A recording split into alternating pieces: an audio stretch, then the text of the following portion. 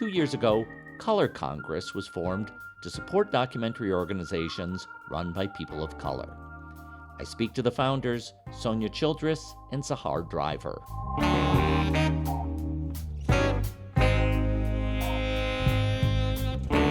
I'm Tom Powers, and this is Pure Nonfiction. In 2019, the Ford Foundation commissioned a study to understand a persistent problem in the documentary field. Often, communities of color are the subjects of documentary films, but too frequently, those communities aren't making the decisions over funding, production, and distribution. Sahar Driver spent months researching and writing the Ford report called Beyond Inclusion. Her work brought a deep analysis to the problems and also pointed to the organizations that might hold solutions. She identified over 100 documentary organizations led by people of color across the United States. Too often, those groups are overlooked, underfunded, and disconnected even from each other. Having written the report, Driver teamed with Sonya Childress, a veteran impact producer who I previously interviewed on episode 139. Together, they founded Color Congress to strengthen the ecosystem for these organizations. In 2 years, they've given out grants, convened a conference, and are preparing this fall to embark on a new distribution plan. They want to serve documentaries that are being left behind by corporate streamers. In our conversation, Sonya also describes an existential threat of right-wing court cases that are trying to cut off funding for groups that serve people of color. I started by asking Sonya how her prior work as an impact producer led her to this new role at Color Congress. Sahar and I share a similar trajectory in that we have both been working in the documentary sector for, between 15 and 20 or so years, but neither of us are filmmakers, and neither of us have led organizations. We've been program people, program staff at nonprofit organizations in our field, or we've worked with filmmakers within production companies, but we both come into this field with a similar orientation, which is that documentary film is uniquely and powerful. It's a powerful piece of art, an art form. And so I've spent 20 years working largely as a documentary impact producer in various spaces, and focused really on maximizing the impact and reach of a single film and embedding a single film and story into a larger narrative or a narrative campaign or an organizing campaign or a legislative campaign or an awareness raising campaign, but working campaign by campaign, film by film. And 2 decades into that work, it became really clear that there's no silver bullet film that's going to switch a light on and drastically reimagine the way an issue has a material impact on people's lives. And that the question of impact is also a question of scale. And when we think about the potential impact of many filmmakers working on a particular issue, then you start to see the way that the nonfiction form can shape narratives, can mobilize people as a form, not as an individual film. And so when Sahar came to me with the research that she had conducted and made visible this ecosystem within the documentary ecosystem that's largely occupied by folks and leaders of color who are supporting filmmakers of color, many of whom I knew through my work, what it offered to me was an opportunity to think about what it means to design for impact on a larger scale. And when we think about what a film can do versus what films across the entire country being produced by filmmakers of color who have a different proximity to the issues of our time, who have a different proximity to communities of color, whose stories don't often get heard. If you think about what the potential narrative impact of those filmmakers and the organizations that support them being in conversation with one another, then the question of impact is really different and really exciting. And I think that's what drew me largely to think about this work as a next step in my service in the field. And then also, I just love organizing people. I mean, I think that's why I'm an impact producer, not a filmmaker. And this way I get to organize people in a field that I've devoted a lot of time to and that I love really deeply, which is organizing the leaders of documentary organizations. Sonya, something very striking to me when you and I were talking about this a couple years ago is you said as you began the outreach for Color Congress and took in the research that Sahar had done of the nearly 100 or so organizations who became part of Color Congress, there are many you had never heard of before. I mean, can you talk about that recognition? I spent 6 years at Active Voice, which was a sister organization to POV under the American Documentary banner.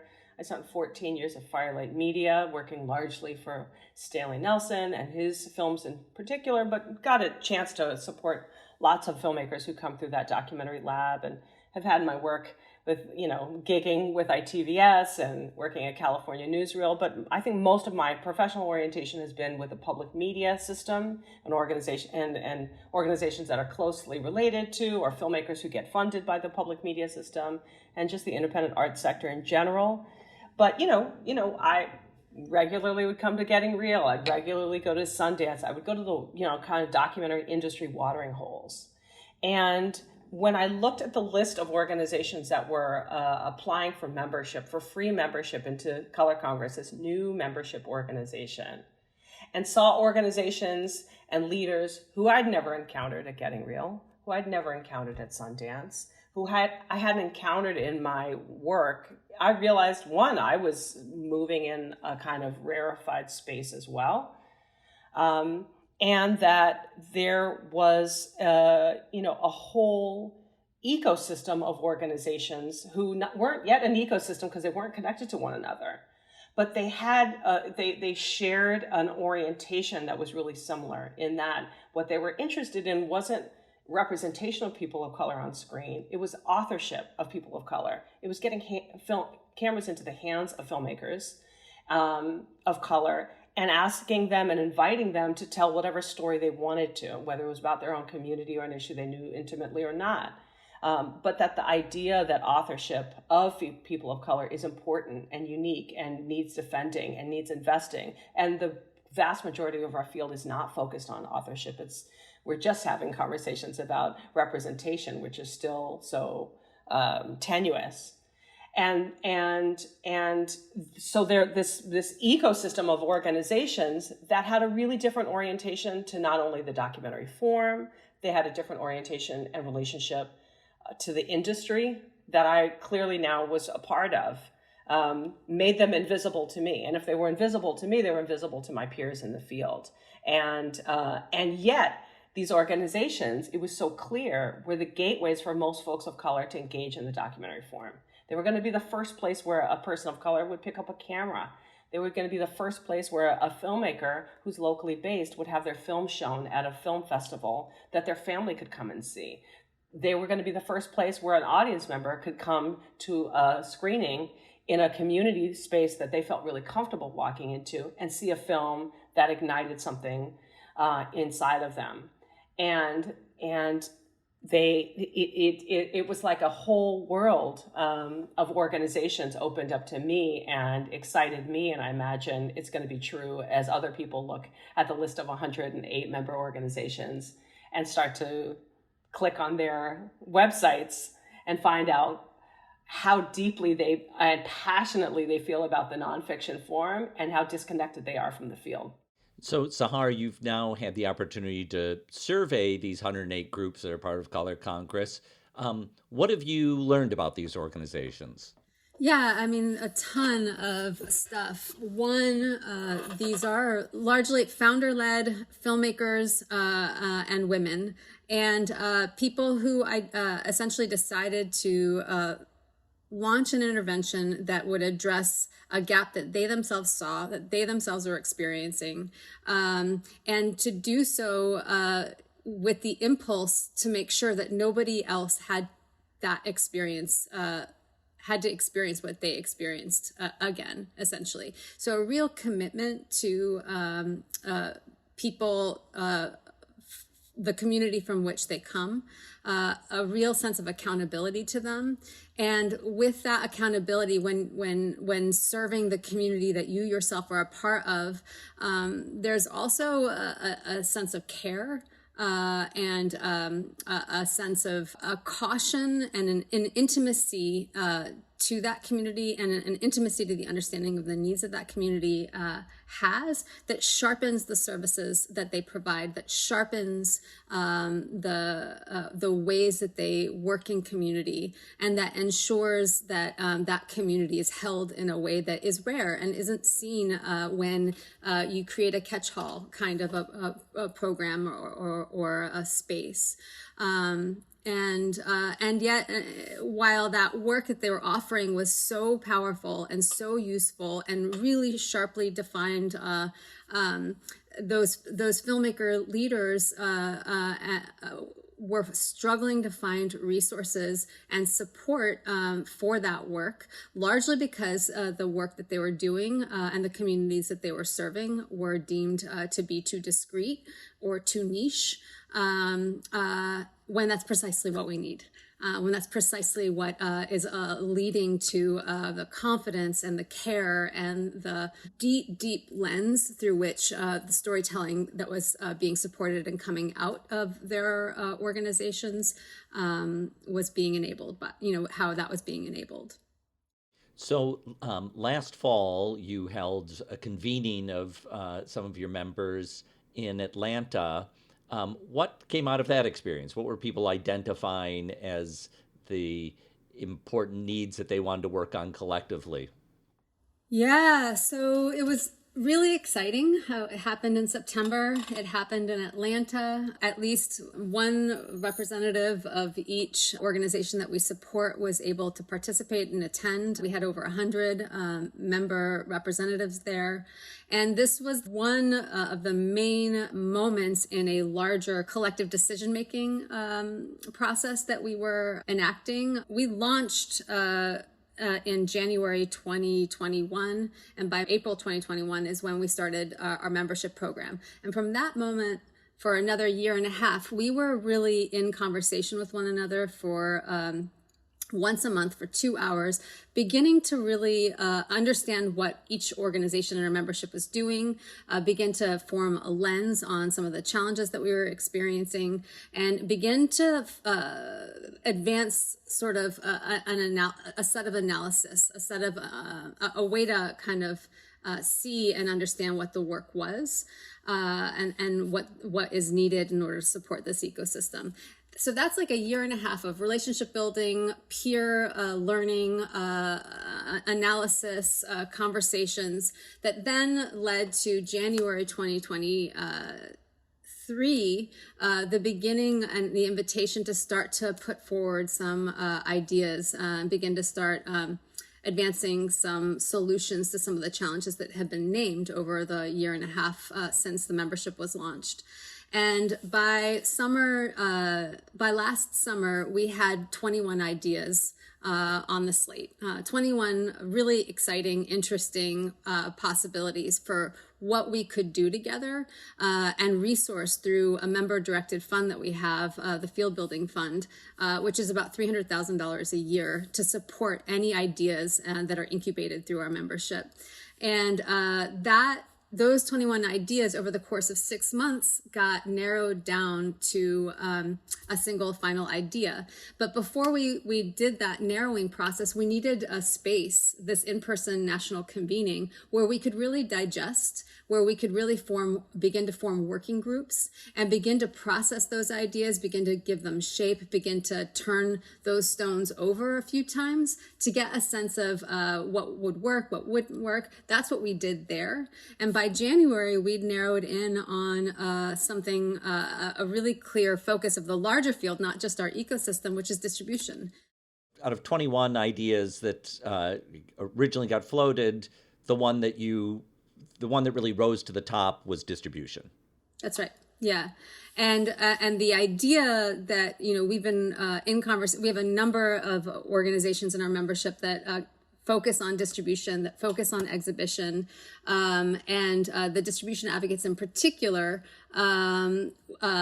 began sort of joined that working group and started to help sharpen an intervention that would begin with marketing, with the assumption that there are not a lack of screens, there are not a lack of online spaces or places to see films. What was really lacking is the opportunity to help audiences that those filmmakers were aiming to reach know how to get to those spaces, and that they're removing essentially the barriers, and that marketing would be one of those places for experimentation where we could learn about those audiences, where we could learn about marketing to those audiences, where we could learn about what it takes for films of various lengths, films that are in various phases of their distribution life, et cetera, et cetera. And so that's what we're that's what we're working on, and what we're going to launch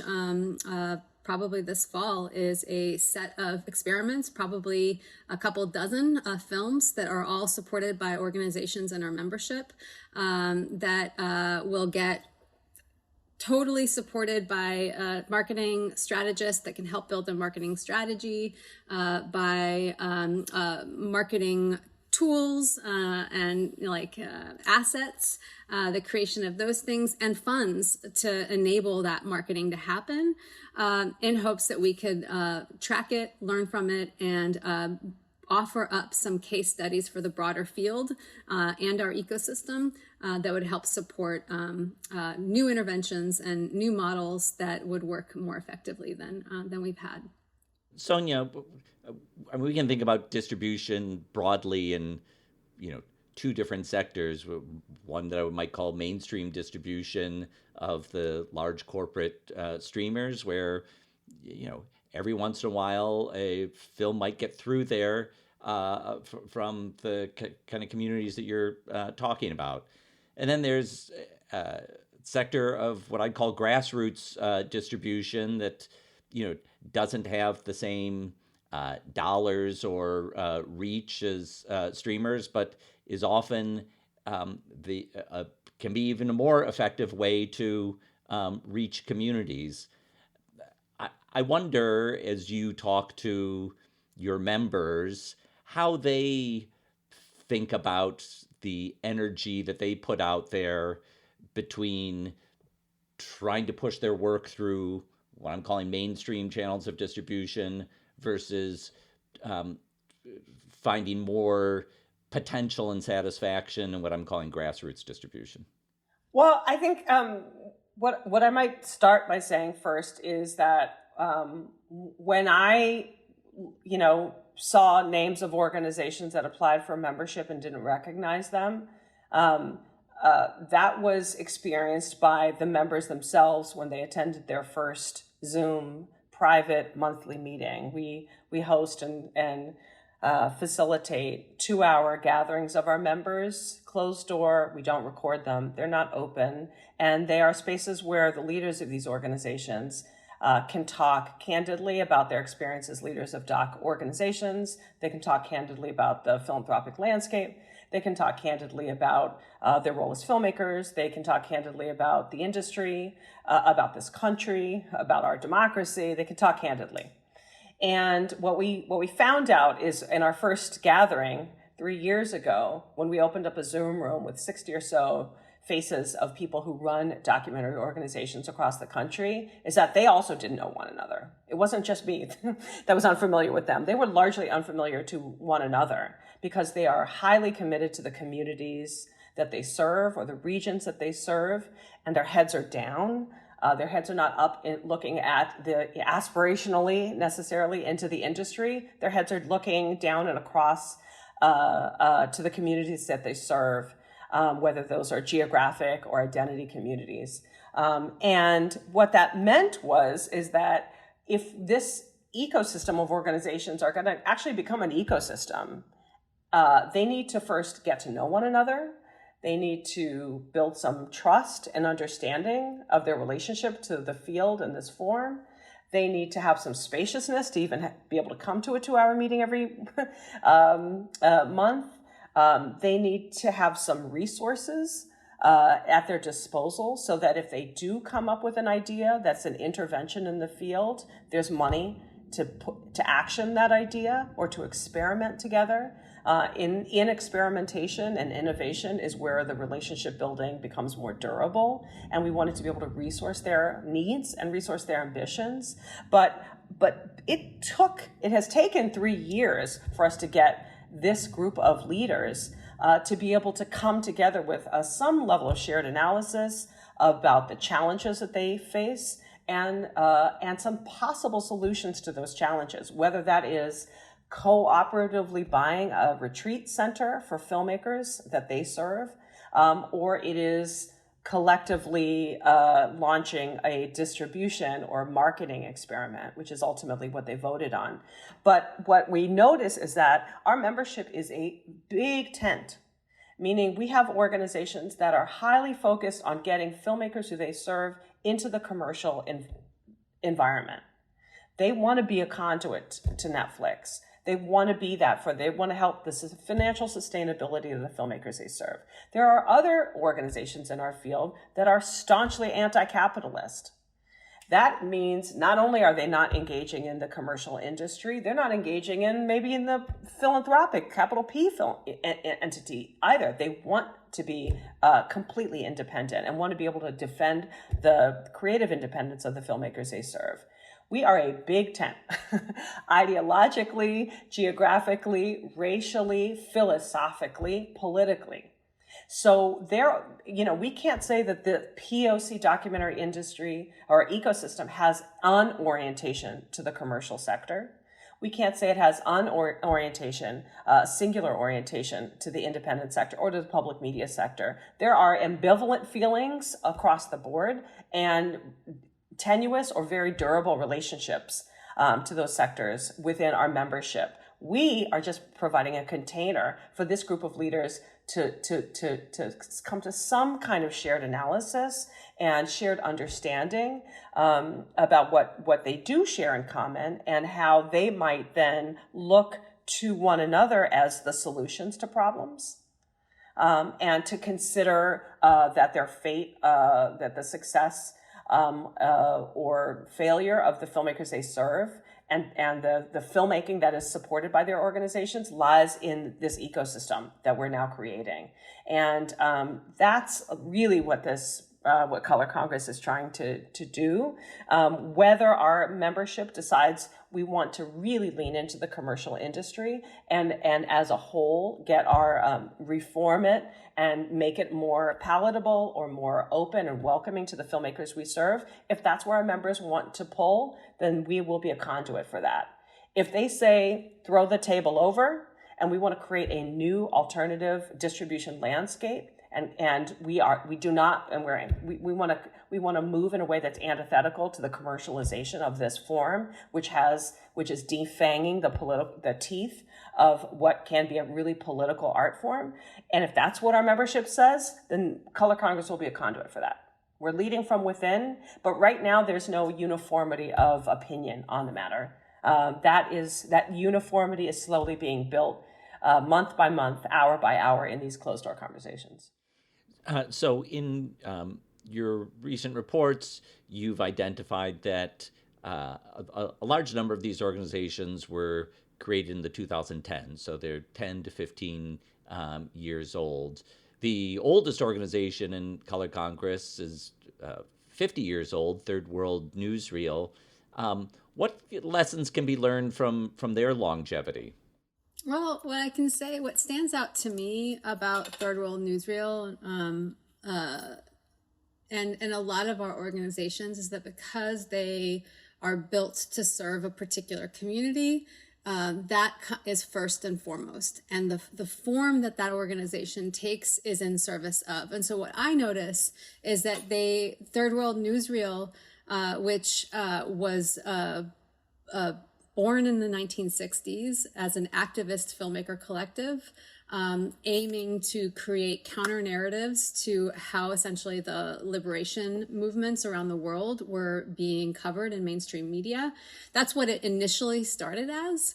And that the desire to make sure that those filmmakers who were telling stories that were hard-hitting, sharply, with a sharp analysis about those global movements, that continued to remain centered. Like serving those filmmakers became and has remained the center of their work. And that means that when the 1970s came around and they saw that filmmakers of color, women, and specifically women and people of color filmmakers and media makers were saying, like, we want access to tools and equipment to ensure that our lens and our analysis and that is front and center in this reporting as well, that we're centered here. That's what they shifted and did, and they started lending equipment and making sure that those filmmakers that those filmmakers that wanted to tell that kind of independent storytelling and reporting were being centered, were being supported. And then in the 1980s, they shifted again, and they're like, we need to make sure that this hard-hitting storytelling is reaching communities. It doesn't make a difference if it's not reaching the communities that the filmmakers want to reach. And so that's when they started to sharpen community engagement and audience cultivation and distribution, and that's where their focus started to expand to. And by the 1990s, they were beginning to produce original films. So what I notice about the trajectory of Third World Newsreel is that commitment and that accountability and that mission that continued to be the animus and the impulse for the work that they do, and the organization and its shape simply shape-shifted and in support of that mission and in support of that community. And I think that speaks to a lot of the orientation of many of the members in our space, which are so they're so accountable to the communities that they serve, and they're built to serve those communities, and and that's first and foremost. And I think that is what has led to the longevity, certainly of Third World Newsreel and many of them. And that's despite a sector that has not always given it the resources and the support and the respect that it deserves, or that these other organizations like it deserved. Sonya, you described to me that these organizations are under two threats. One is invisibility, and the other is hypervisibility. Invisibility, I think I know what you mean when you describe that, although feel free to elaborate if I'm missing a shade of that. But I am curious, especially to understand what you talk about as the threat of hypervisibility. Sure. When we compiled a report to answer some questions we fielded for the first 2 years of our opening, which is, who are the organizations that you're serving? Why don't if they're so vital to the documentary ecosystem, why is it that I look at a list of 100 organizations and I know 20 of them? If they're so vital, why aren't they visible to me? Who do they serve? How do they serve them? What is their relationship to the documentary industry, and what is their relationship to the documentary form? We sought to answer that question in a report, which we tried to make visible the people of color documentary ecosystem, which is this network of organizations that is now in relationship with one another, but who previously were operating independent from one another. And we peppered the report with statistics on how many filmmakers they served and how many audience members they served, and the kind of programming from artist collectives to film festivals to artist serving organizations to fellowship programs to lending libraries and the like, and narrative change organizations, impact organizations. We tried to paint a picture of these organizations, what they did and who they served and how they related to the nonfiction form.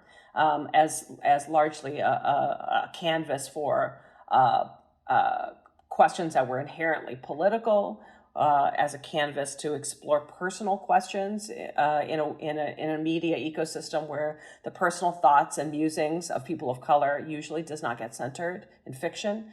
But the nonfiction form allows a person to pick up a camera and do some introspective work that brings us into the minds of folks of color in a really nuanced and complex way. We don't see that often. And so we try to make we try to paint a picture of the organizations that we serve, which we think is a really beautiful tapestry of organizations. And we believe that the rest of the industry is unaware of both their contributions and their impact, not just on the filmmakers who they serve, but on the audiences who they serve as a conduit for this rich, beautiful nonfiction, politically engaged work, largely. And we thought we were doing, this report would do our membership a service, because we know that these organizations, because of who they serve and because of who leads them, are largely underfunded by philanthropy and under-recognized in the field. The leaders of our member organizations, with the exception of the Black Stars and the Firelights and the CAMs, are not being programmed at industry spaces on panels, not giving keynotes. And so we wanted to be able to put them in the spotlight and in the limelight and show what they are contributing and how much richness they're contributing to the documentary sector. We did that at a moment in which legislation was coming down in our country that was making it potentially illegal to provide race-based grant making or race-based programming. And so between the impact of the ending of affirmative action and the potential impact of a case that we were following with the Fearless Fund, we were seeing that there is a move afoot in this country to take race out of consideration in reparative programs, whether that is a DEI program in the commercial sector, whether that is a grant-making program that through a federally funded entity, or whether that is a nonprofit organization that serves a particular identity community. On all of those fronts, there's a move front coming from the right in our country to move towards a supposed meritocracy and take race out of consideration. And what that could possibly mean then is that the work of the bulk of our member organizations, which are led by people of color, which explicitly serve people of color, could be illegal or could no longer be qualify for funding, either through CPB or PBS or through a philanthropic entity. And so making now this group of organizations who were largely invisible to the field and to philanthropy, making them visible as people of color led and serving organizations that are engaging with documentary as a largely political form, was actually making them possibly vulnerable to legal attacks or to reputational smear campaigns. So we were cautious about that, and we absolutely want to be in a position where we defend our members' work, where we absolutely believe in what they're doing, how they're contributing not only to bringing diversity to our field, but bringing a real an orientation to the nonfiction form that we think is under a threat as the form becomes more commercial. But that we have to consider the political environment in which all nonfiction documentary organizations are operating in particular ones that are led by people of color. And now is a moment to be really clear-eyed about what the threats are, what the challenges are that we're facing, not just economic, but political, and ensure that we are defending independent voices and defending the organizations that defend those independent voices. So for people who want to more closely track the kinds of legislation and movements that you see amassing against these organizations, is there like a specific piece of legislation or a case making its way through the courts that you would point to as a harbinger of what's to come? The Fearless Fund case is still moving its way through the courts. This is a case against a VC entity out of Atlanta, Georgia, that offered a small startup grants to Black-led entrepreneurial efforts. The Fearless Fund case just lost one round in what will be a protracted legal fight. But that is a case that has implications on race-based grant making and race-based programmatic work. So that would be the one that I would follow. Even just Googling that will open you up to a wide array of considerations about cases that are either in front of the Supreme Court or in front of state courts that are the next step after the dismantling of affirmative action. So, Sahar, Sonya described how within Color Congress there are organizations that have putting energies in different directions, some working towards the commercial space, some trying to work outside the commercial space. For entities who are outside this ecosystem, whether we're talking about commercial distribution or philanthropists or equity funders of documentaries, what are the ways in which they can be doing more to support the organizations in Color Congress? I would want to be clear about what the stakes are, and name that there is more than simply a commercial imperative when it comes to the nonfiction form. There is a social imperative that is often overlooked or decentered when we're talking about the documentary form as entertainment value only, as a way to profit only. There's a reason why public media is so vital in this country. It's because it has been historically how this country has articulated the social imperative of the nonfiction form. And by that I mean the role that it plays in helping people and communities and society understand our history, understand the historical contexts that have led to the present moment, to understand social movements and social movements follow them in the making, to understand where we're headed as a society.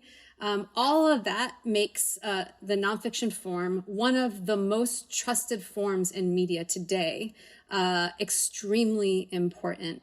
And so, and protecting not only the formation of independent storytelling, but also its ability to reach audiences and all audiences is critical.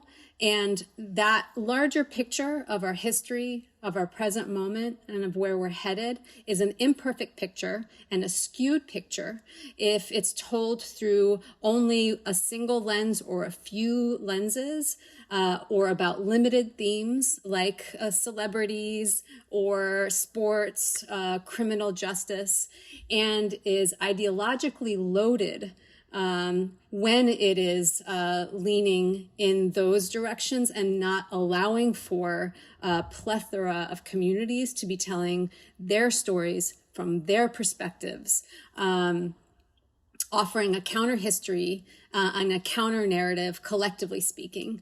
That is essential, and I think what I would want is for that to be articulated in front and center in conversations right now and in actions, and to recognize that if we're not doing that, if we're not centering the social imperative, it doesn't matter where you are, whether you're working at a commercial streamer or you're working at public media or you're working on the ground, if you're not centering that in this moment, in this country's history, you are actually working against the future of democracy and the future of our civil society.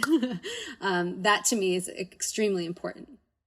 I did want to ask about these are organizations that are passion driven, politically minded. And I wonder if they are vulnerable in these divisive times when we see people who, can have small disagreements, amplified sometimes by social media, that can tear apart allies.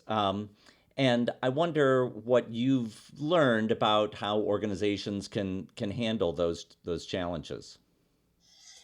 Yeah, well, we were born in a moment of turmoil in our field. There were big debates in our field around documentary ethics, around representation, both representation on screen, but also representation among the leadership of documentary organizations.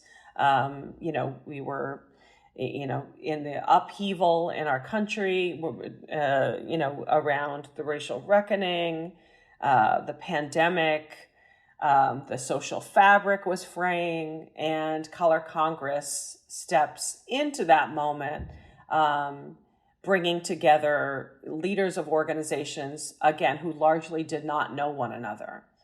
And we did so knowing that for some of the organizations that did know one another, they were already in debates on different sides of debates. And so given the environment that we were in, and that we were seeing not only organizations undergo lots of internal turmoil around public statements of solidarity or shifting leadership towards integrating more folks of color into leadership positions in historically white organizations. As all of our peer organizations were also undergoing turmoil, some of the organizations who joined our membership were also undergoing turmoil and generational issues that were playing out on staff.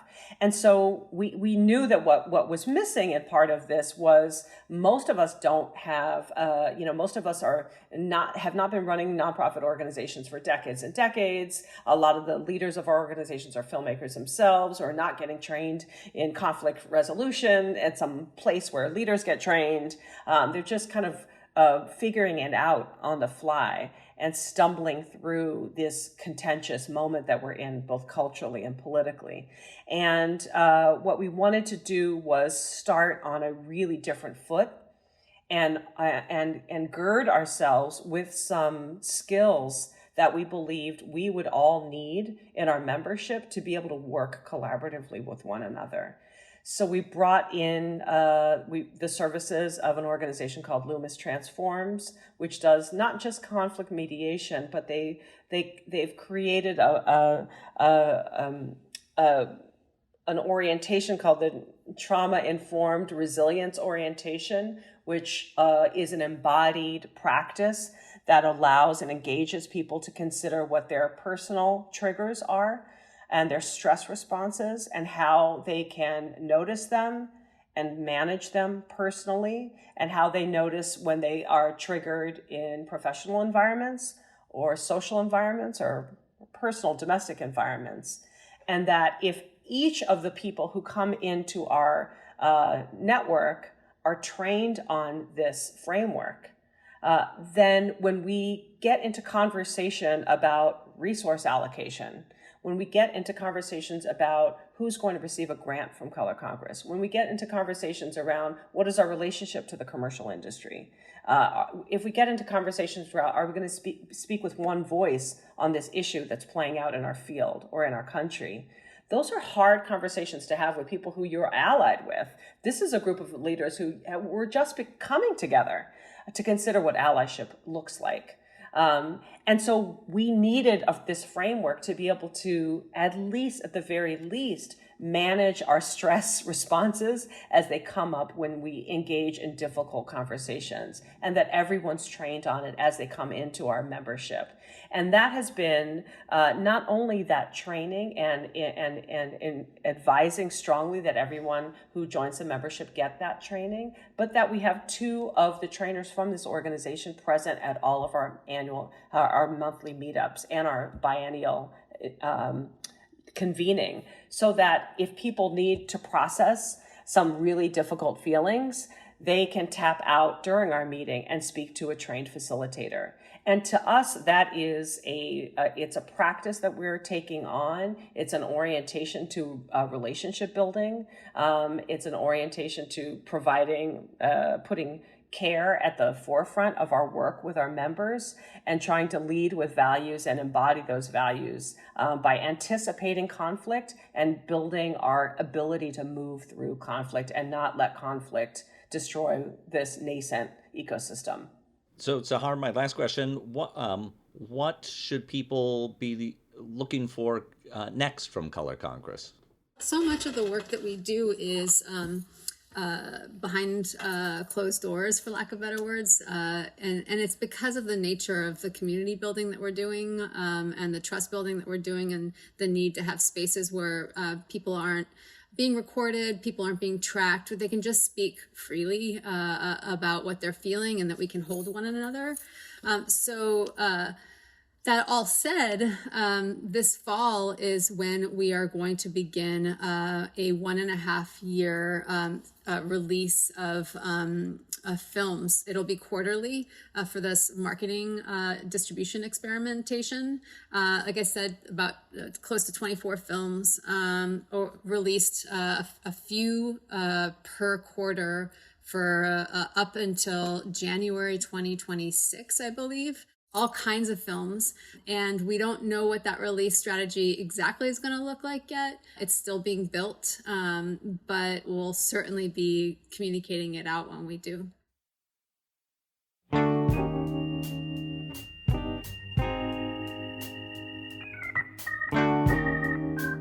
Thanks to Sahar Driver and Sonya Childress for speaking with me about their organization, Color Congress. See our show notes for a link to their work.